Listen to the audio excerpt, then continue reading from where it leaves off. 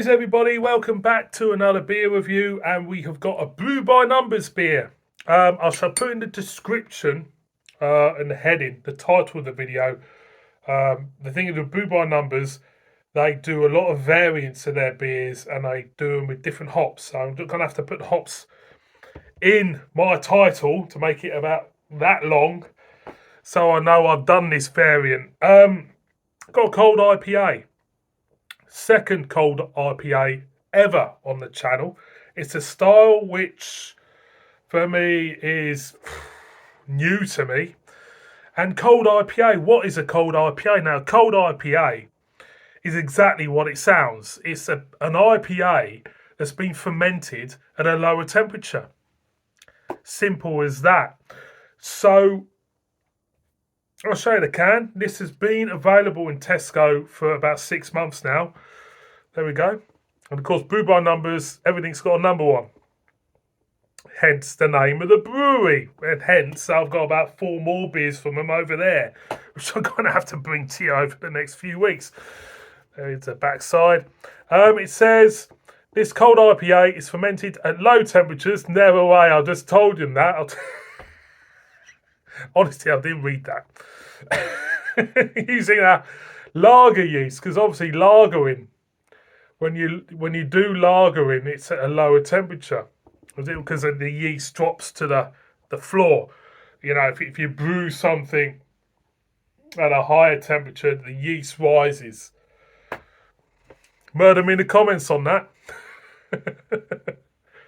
So combined with a grist of a Pilsner malt, rice and maize to give a crisp, clean base to allow Mosaic, Simcoe and Talus to shine through with the bright notes of citrus and pine.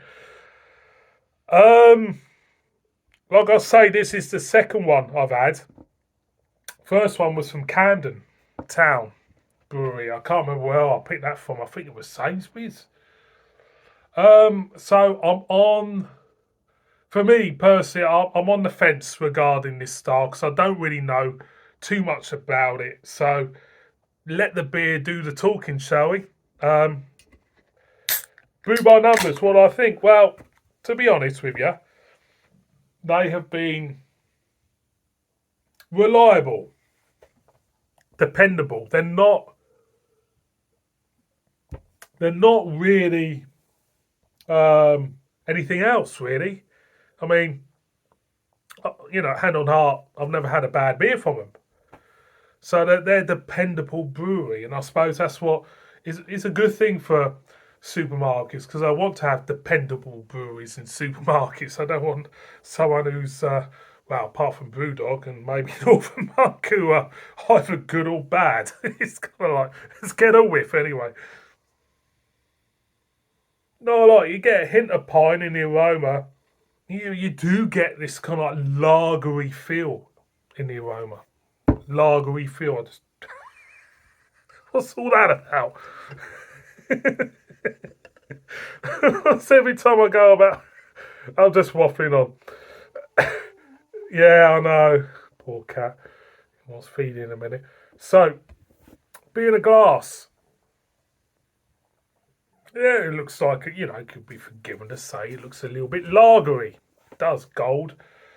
You know, quite a froth of carbonation going up. Let's go with. Then again, there's a kind of like a pine character and lagery feel. Every time I mention lagery, me finger twitches. What's all that about? What's all that about, eh? Anyway, I'm going to go in. Chinny chin.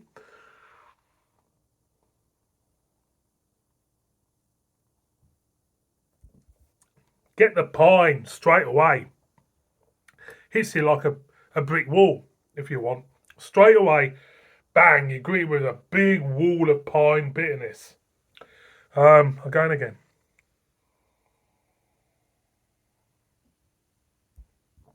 Get beyond that wall. If you can get clamber over this wall of bitterness, climb over it. What's on the other side?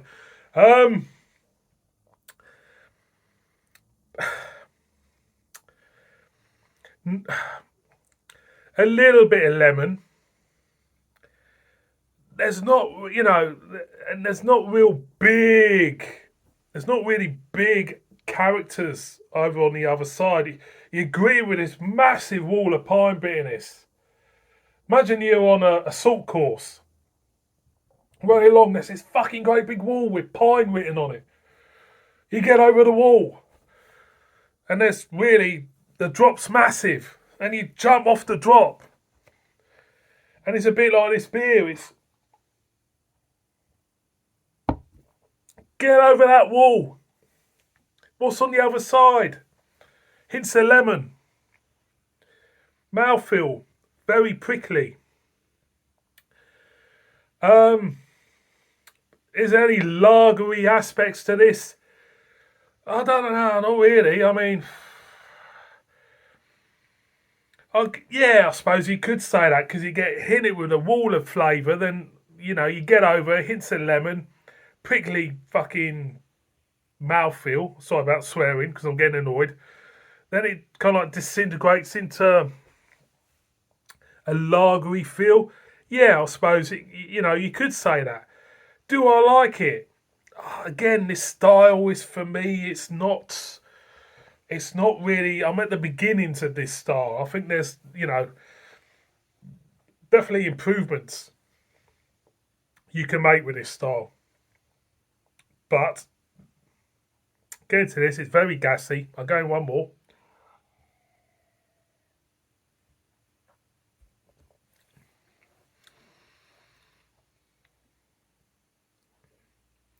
Once you get used to that pine,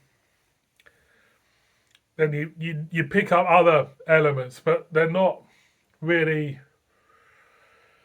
amplified enough, to compete with that pine bitterness for me. For me, that pine bitterness is very much the boss of the show of this. It's So overall, what I think of it, I mean, it's different, definitely different. It will resonate with some and not resonate with others. The style will create a dialogue for sure. I'm sure it will in beer groups and whatever.